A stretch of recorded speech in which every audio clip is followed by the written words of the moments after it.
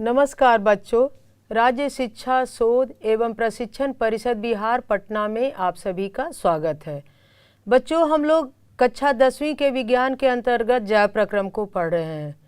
उसके कई टॉपिक को हम लोगों ने देखा, श्वसन, परिवहन, पोषण। चलते हैं अब अगले टॉपिक की ओर, जिसका नाम है उत्सर्जन।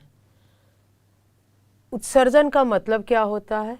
यानी जिस हमारे शरीर में जैसे पोषण, श्वसन के अंतर्गत क्या हुआ कि पोषण के अंतर्गत निर्माण हुआ, छोटे यौगिक मिलकर के बड़े यौगिकों का निर्माण किया, जैसे CO2 और H2O मिलकर के ग्लूकोज का निर्माण किए। श्वसन के अंतर्गत यही ग्लूकोज ऑक्सीजन से जुड़ करके CO2 और H2O में टूटा। तो ऐसी जैव रासायनिक प्रक्रियाएं जब भी हमारे शरीर में होती हैं, इसे एक शब्द से जानते हैं जिसे कहते हैं उपापचय,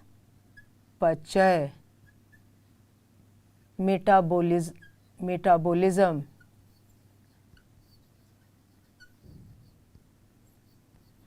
अब ये आप समझिए कि उपापचय भी दो तरह के होते हैं। पहले थोड़ा सा इसे समझ जाइए, फिर हम लोग उत्सर्जन की ओर बढ़ेंगे। उपापचय दो तरह के होते हैं, एनाबॉलिक मेटाबॉलिज्म और कैटाबॉलिक।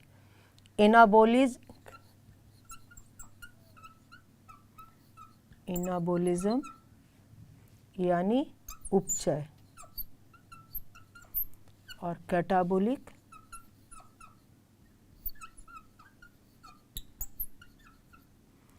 अपचय।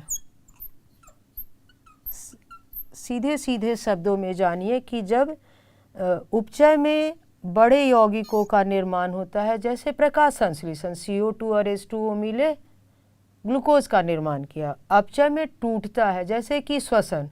तो ये दोनों क्रियाएं जब संयुक्त रूप से हमारे शरीर में चलती हैं तो बहुत सारे अवशिष्ट पदार्थ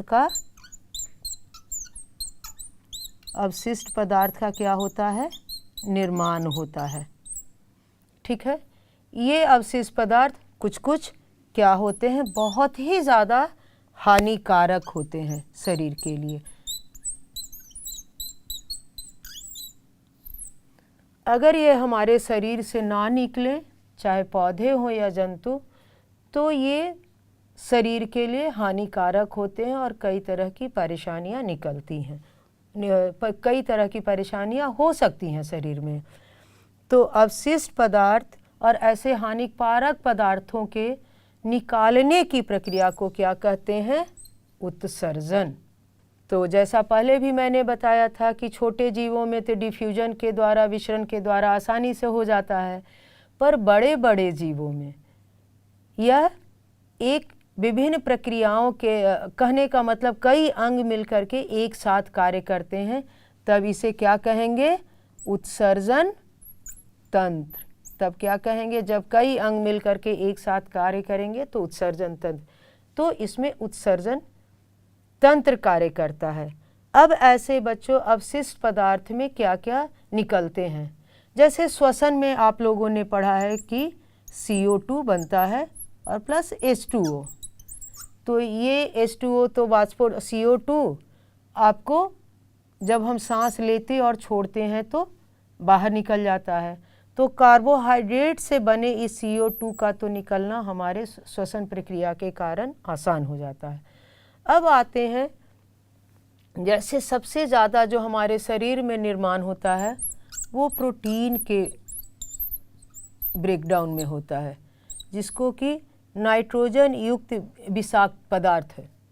प्रोटीन टूट करके बनता है एमिनो एसिड में अंत में, लेकिन इसके टूटने के दरमियान प्रोटीन का जो ब्रेकडाउन होता है हमारे शरीर में, उसमें बहुत सारे नाइट्रोजन युक्त पदार्थों का निर्माण होता है, जिसमें है अमोनिया, यूरिक एसिड। बच्चों, हम लोगों के शरीर में जो सबसे तेज़ी से प्रोटीन के टूटने की प्रक्रियाएं बनता है वो हमारे शरीर में होता है अमोनिया। ये अमोनिया बहुत ही ज़्यादा पॉइजनस है, पर ये अमोनिया क्या है? जल में घुलनशील होता है। तो जल में ये घुल करके और तुरंत किसका निर्माण कर देता है? यूरिया का निर्माण कर देता है। तो ये अमोनिया, और यूरिया क्या है? अमोनिया की तुलना में लेस पॉइजनस सब्सटेंस है शरीर में हमारे। तो ये यूरिया और यूरिक एसिड का जो निर्माण होता है ये हमारे मूत्र द्वार के द्वारा बाहर निकल जाता है। तो ऐसे सब्सटेंसों का निकलना हमारे शरीर से ज़रूरी होता है। अगर नहीं निकलेंगे तो हमारे शरीर का नुकसान पहुंचा सकते हैं। हम लोगों ने यहाँ देखा कि कौन कौन से उत्सर्जी पदार्थ निकलते हैं। ये प्रश्न में भी आता है, तो कौन कौन से निकलते हैं? कार्बन डाइऑक्साइड, नाइट्रोजनस वेस्ट निकलते हैं। उसमें क्या क्या है? यूरिया। और यूरिया किस से बनता है? यानी हमारे शरीर में निकलता है अमोनिया, और यही अमोनिया लेस पॉइजनस सब्सटेंस में कन्वर्ट हो करके यूरिया में बनता है। और क्या है? Uric acid. इसके साथ साथ और हमारे शरीर से क्या निकलता है? जल, यानी वेस्ट मटेरियल तो निकलता ही है, पर एक्स्ट्रा में हमारे साथ ये सब जो हैं कहाँ डिज़ोल्व रहते हैं? यूरिया, यूरिक एसिड किसके साथ मिले होते हैं? जल ही के साथ। यानी हमारे शरीर में वाटर का भी रेगुलेशन और कह सकते हैं वाटर का भी कंट्रोल होता है। यानी उत्सर्जन तंत्र के द्वारा हमारे शरीर में जो अतिरिक्त पानी है वह भी बाहर इसी तंत्र के द्वारा निकलते हैं। हम लोगों ने महसूस भी किया है कि जैसे अगर हम कम पानी पी रहे हैं गर्मी के दिनों में, तो क्या है? यूरिनेशन कम होता है। और पानी अगर ज़्यादा हम पीते हैं तो क्या है? यूरिनेशन फास्ट होता है। कहने का अभिप्राय कि शरीर में जल का जो लेवल है वो उत्सर्जन के तंत्र के द्वारा ही नियंत्रित होता है। तो जल के इस नियंत्रण को एक टर्म से भी हम लोग जानते हैं, जिसे कहते हैं ऑस्मोरेगुलेशन।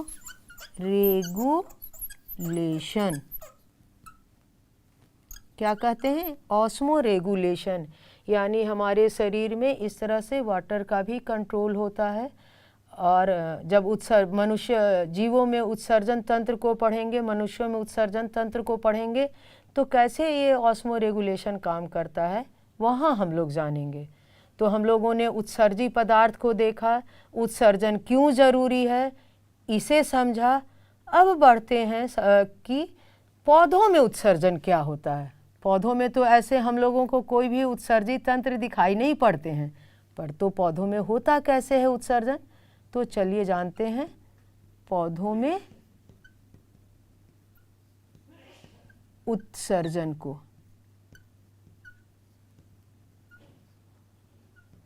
बच्चों, पौधों में उत्सर्जन कई तरीके से होता है। पौधों में उत्सर्जी पदार्थ कहाँ रहते हैं? बार्क में। बार्क को हिंदी में क्या कहते हैं? छाल। पौधों में पत्तियों में भी ये उत्सर्जी पदार्थ जमा होते हैं। और जड़ के द्वारा जमीन में भी ऐसे कुछ उत्सर्जी पदार्थ छोड़े जाते हैं।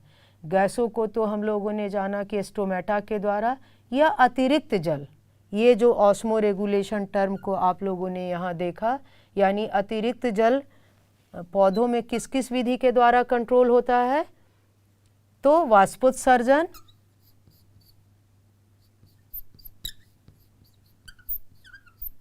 और एक टर्म मैंने और बताया था गटेशन, यानी अतिरिक्त पानी वाष्पोत्सर्जन और गटेशन के द्वारा पौधों में नियंत्रित होता है। साथ साथ वाष्पोत्सर्जन के द्वारा, वाष्पोत्सर्जन की क्रिया में जब स्टोमेटा ओपन होते हैं तो गैस जैसे कि CO2 जो पौधों में बनते हैं और O2 वो निकलते हैं। बच्चों, पौधों में ऐसे और कई उत्सर्जी पदार्थ का निर्माण होता है, जैसे टैनिन,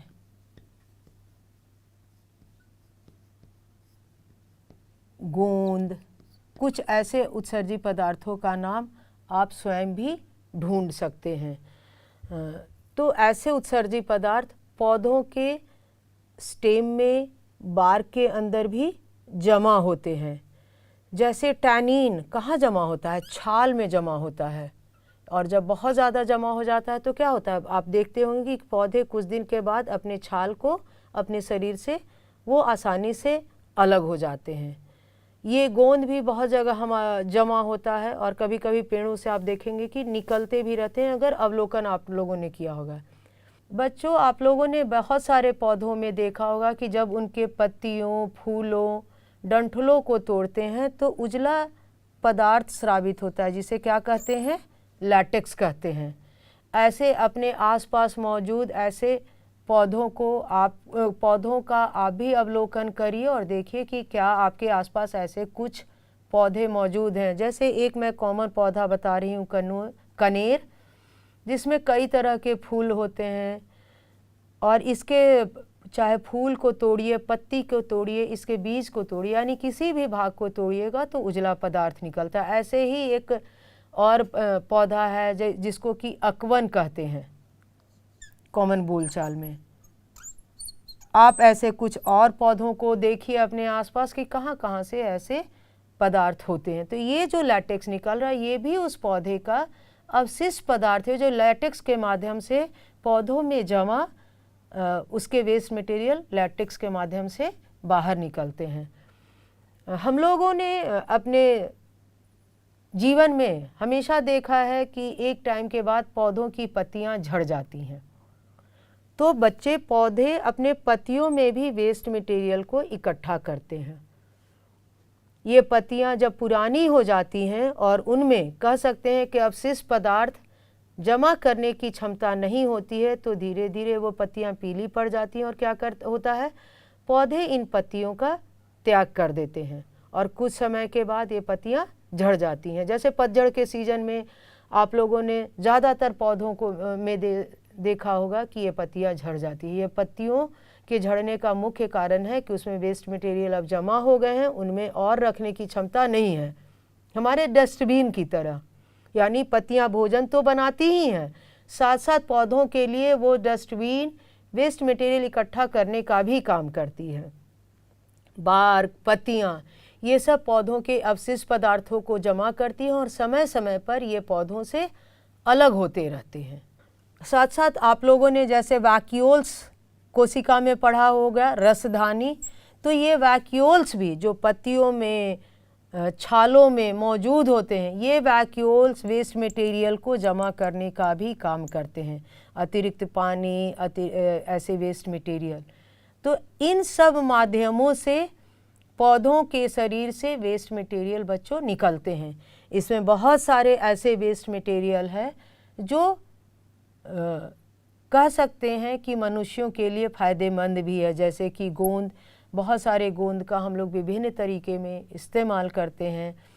टैनिन जैसे मटेरियल जो जमा होते हैं वेस्ट मटेरियल के रूप में, उसका बहुत जगह है। और ऐसे टैनिन जैसे और कई नाम हैं, लिग्निन, टैनिन और ऐसे कुछ नामों को आप खोजिए। तो ये सब कहने का मतलब मेरा बस यही है। और जैसे रबर प्लांट से वहाँ भी लैटेक्स निकलता है, तो ये जो लैटेक्स निकलता है वाइट वेस्ट मटेरियल पौधों का, इसको इकट्ठा करके हम लोग क्या बनाते हैं? रबर का निर्माण करते हैं। मतलब कि पौधों के जो वेस्ट मटेरियल है, कई ऐसे वेस्ट मटेरियल हमारे मनुष्यों के लिए वो फ़ायदेमंद भी हैं। तो पौधों के ऐसे वेस्ट मटेरियल के नाम आप लोग इकट्ठा करिए, और ये जीवों के लिए कैसे फ़ायदेमंद है उसके फ़ायदों को उसके साथ एक सारणी के द्वारा आप लोग दर्शाएं भी। बच्चों, ऐसे कई उत्सर्जी पदार्थों के नाम हम लोगों ने पौधों में जाना, जैसे रेजिन, टैनिन, लेटेक्स, गोंद। ऐसे कुछ नामों को और भी इकट्ठा करिए, सारणी बनाइए, और वो कैसे मनुष्यों के लिए फ़ायदेमंद है ये भी लिखिए। पौधों में उत्सर्जन की प्रक्रिया कैसे होती है, इसके लिए विशेष अंग पौधों में नहीं है, यानी पौधे के हर भाग में ऐसे उत्सर्जी पदार्थ जमा होते हैं और पौधों के द्वारा समय समय पर उसे विभिन्न तरीके से निकाला जाता है, जैसे पत्तियों का गिरना, छालों का हटना, जड़ों के द्वारा ज़मीन में निकालना, तो इन माध्यमों से पौधों से ये निकलते रहते हैं और पौधे अपने आप को स्वस्थ रखते हैं। तो बच्चों, इस तरीके से उत्सर्जन, पौधों में उत्सर्जन का आप अभ्यास करिए और अगली कक्षा में फिर हम लोग पढ़ेंगे कि जीवों में उत्सर्जन कैसे होता है, उसके लिए कौन कौन से अंग कार्य करते हैं। तब तक के लिए धन्यवाद।